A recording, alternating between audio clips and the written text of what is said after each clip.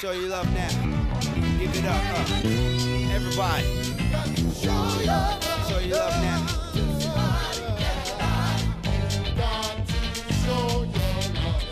Everybody.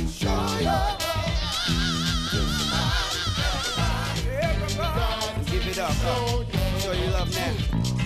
Caught in the insanity, kids killing kids, no regard for humanity. The world is changing, so we gotta look it in the eye. Show your love before you die. That's right, shine like the sun across the desert sky. Opportunity comes knocking, only once in a while. When it stops in, open the door and smile. Say hey, come on in and show your love where you begin. Transfer the passion without the rage from within.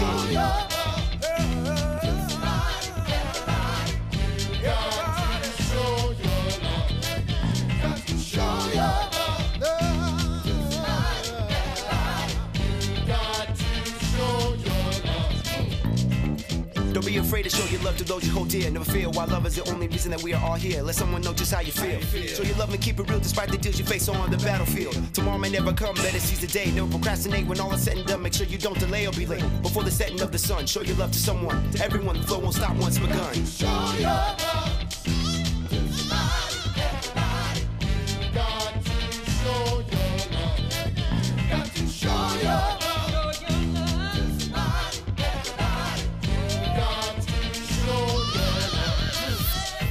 Life moves too fast to pass. The only moments that's been given, so start living. You have to forgive in order to be forgiven. And have they driven to decide to set yourself free? Once you show your love, life will change before you. You can climb Everest and paint the whole sky blue. Still love someone true. The thing to do. So there's no time to wait. Show your love, don't be late.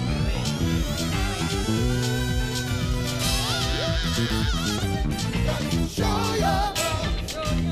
Somebody, everybody. Everybody. Show your love now.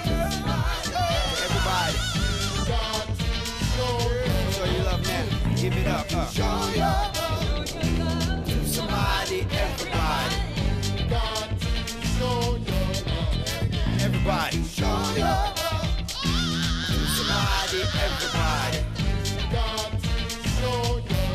Show your love and give it up now. False love coming from the product of wearing no glove. Kids dying from slugs, blasting from up above. Drugs passing from hand to hand, causing man's mind to alter from its center, changing his original plan. Bombs blasting in other lands, displays the history of our race despite evolution going at a high pace. For peace, we're like a little chase to evacuate from reality's world of high stakes. So show your love. Save our schools! Save our schools! Save our schools! Save our schools! Save our schools! Save our schools! Save our schools! Save our schools! Save our schools! Save our schools! Save our schools! Save our schools! Save our schools! Save our schools! Save our schools! Save our schools! Save our schools! Save our schools! Save our schools! Ms. Burns, here to make that presentation is Dr. Edith Macon-Izquierdo with her director, Pat Deans. Good evening, President Burns, members of the board, Ms. Schaefer, and Mr. Ross. We have put together, hopefully, a presentation that's pretty thorough and gives you a big picture of what Project Moore's statistics look like. Ms. Deans is the director of high schools, and she's worked with the project staff Moore staff on a couple of occasions. So she's going to be going through the presentation tonight, so we'll be available for any questions.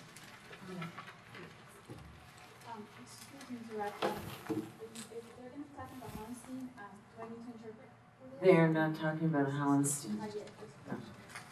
We're not gonna, we pulled Hallenstein altogether from tonight's agenda. Are you the sign language interpreter?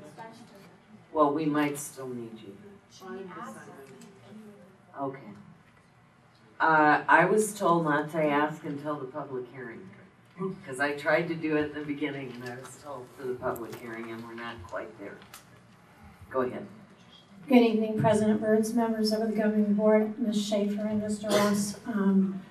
High school leadership is here tonight to make recommendations about Project Moore and to give you information about the school improvement grant that has brought us to the table with Project Moore. So we're going to look at the status of Project Moore that was identified as a persistently low-performing school. We're going to talk to you about the school improvement grant and the guidelines of that grant. We're going to look at the different intervention models required by that grant.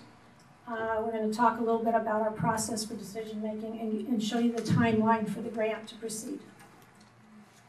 So, Project MORE was identified as persistently low performing through the federal guidelines for the new school improvement grant, which comes under the Elementary and Secondary Education Act, which is essentially NICLB. They were identified as the lowest achieving 5% in the state. There were only 5 schools identified in the state. 2 of them happened to be here at TUSD. One moment, Edith. Thank you, Dr. Macklin. The way they're identified is there's an average of their reading and their math scores, and they're looked at over a course of 3 years. And that's how they're identified. So they're identified by their academic achievement, but they can also be identified by their graduation rates, which are below 60%. Okay? Thank you. So at the top of the slide, what you see is the data, the state and federal data actually that identify Project MORE. You can see that their passing rate on the AIMS in 2009 was 31%. In other words, less than a third of their students were passing. And from 07 to 09, they actually had negative growth. In other words, their scores had gone down, and that's another factor used to identify. And then you can see their 4-year graduation rate for the years of 06, 07, and 08. And again, it has continued to decline. But we didn't just utilize that data, we also looked further at the data provided by ANR. The data on the bottom of the slide indicates the number of students that may begin in any one year and how many years those students tend to stay. In 2006, for example, there were 211 students in the school, or went through the school. They stayed an average of 1.6 years. They attended over that course of time 141.5 days on average. Their average attendance is only 86 days per year.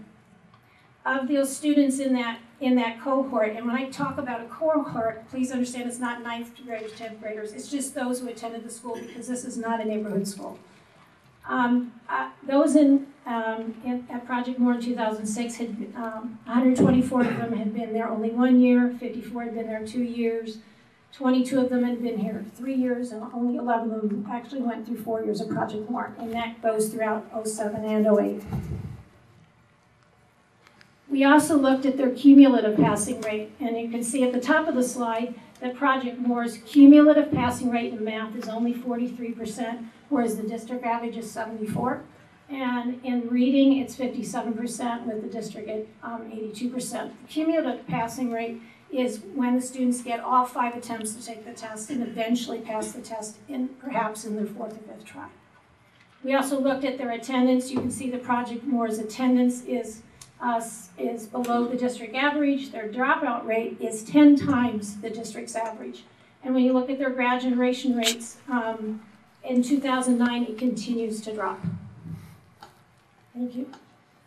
Some other information, there was an appeals process. Let me put it this way. There was no appeals process, but we attempted to do so, to remove Project MORE and the other identified school off this list. This is an email from Angela Denning. She is the assistant superintendent for ADE, and she made it very clear no Tier 1 or Tier 2 schools were going to be removed from the list. We had numerous conversations, but this was a final say. So we do want you to know there was an attempt to do so. So the school improvement grant. Here are the guiding principles of the grant, and I think this first topic is extremely important. It says we must implement bold and dramatic changes that drastically increase student achievement. That comes straight up from the guidelines of the school. So what they mean is that they expect some really significant change in a very short period of time.